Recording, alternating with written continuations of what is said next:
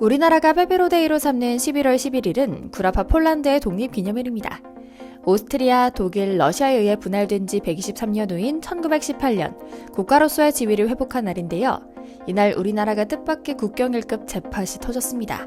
국내 방산 기업들이 폴란드와 추가 방산 수출 계약을 맺었는데 바로 폴란드의 독립기념일에 맞춰 K2 전차 2차 계약을 현지에서 체결함과 동시에 추가 인도분이 폴란드 현지에 내리는 이벤트가 짠짠하고 일어난 건데요.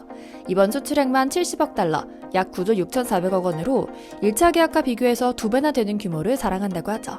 어쩌면 정말 여러분들 하나, 현대, 로템과 LIG 주식을 더 사두셔야 할지도 모르겠다는 생각이 들 정도인데요. 안타까운 일이지만 우크라이나와 러시아의 전쟁이 지속되며 준전지 상태와 같이 국방력을 키우고 만약의 사태를 준비하는 폴란드가 수년 전부터 한국산 무기 체계를 완벽히 받아들이며 수십조를 쏟아부은 결과기도 하죠. 뿐만 아닙니다. 아예 한국의 시중은행들이 폴란드 현지에서 사업을 시작하며 K뱅킹까지 영향력을 키우기 시작하는 약조까지 맺었습니다. 폴란드가 자체 자금 마련과 정부보다 이자가 높음에도 한국의 민간 금융을 활용해서까지 서둘러 한국산 무기를 도입하고 싶어하는 욕심 때문인데요.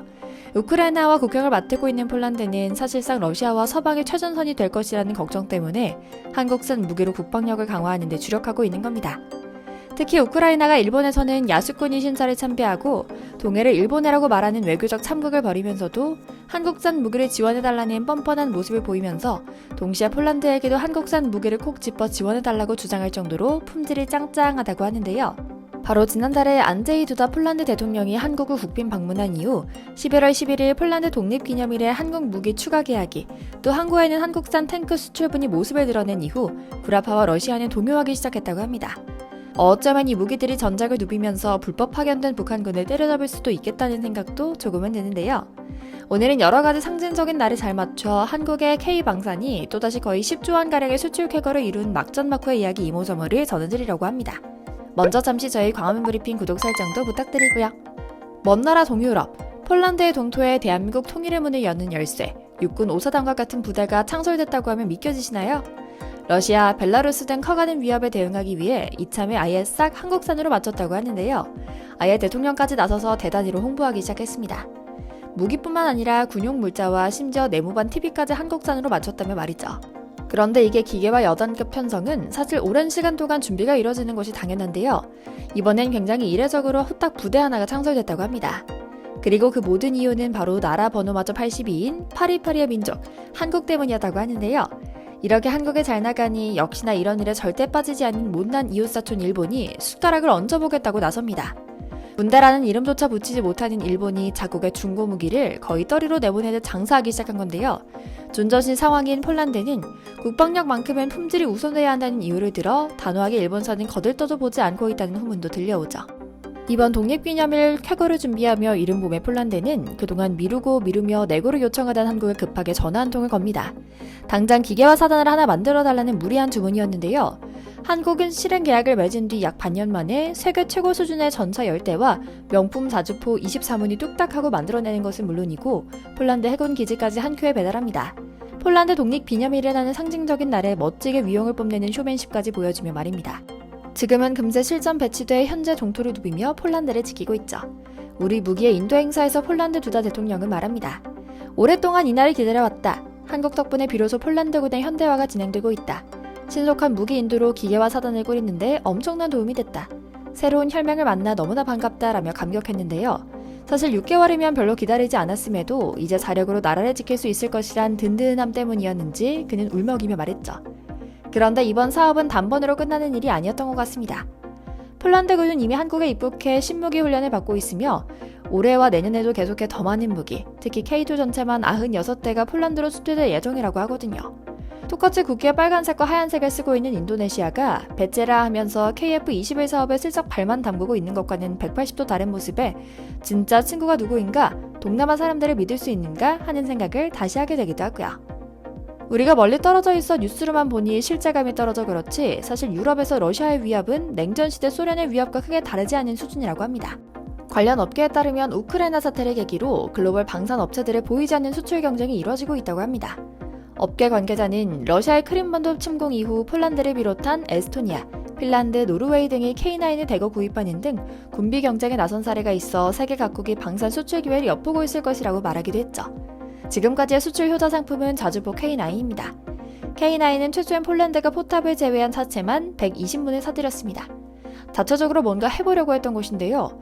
물론 앞선 말씀드린 대로 결국은 완벽하게 운용되는 것이 확인된 완제품을 사들였죠.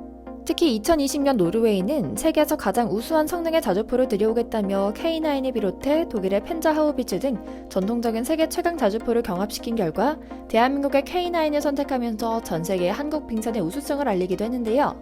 눈발이 휘날리는 북극 동토에서도 문제없이 그리고 빠르게 달리는 훈련 영상은 미국을 포함한 전 세계에 그야말로 경악, 충격과 공포를 선사했습니다.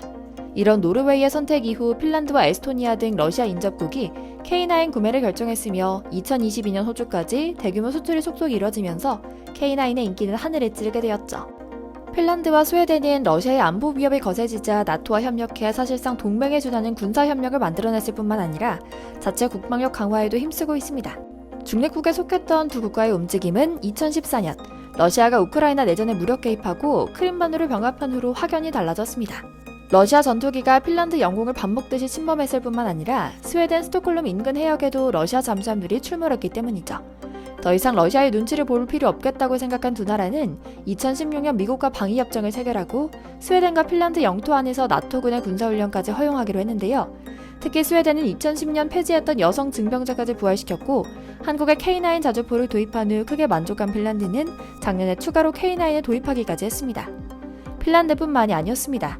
터키, 에스토니아, 폴란드, 노르웨이 등 수많은 국가가 K9을 운용해보고 감탄을 쏟아내고 있고요.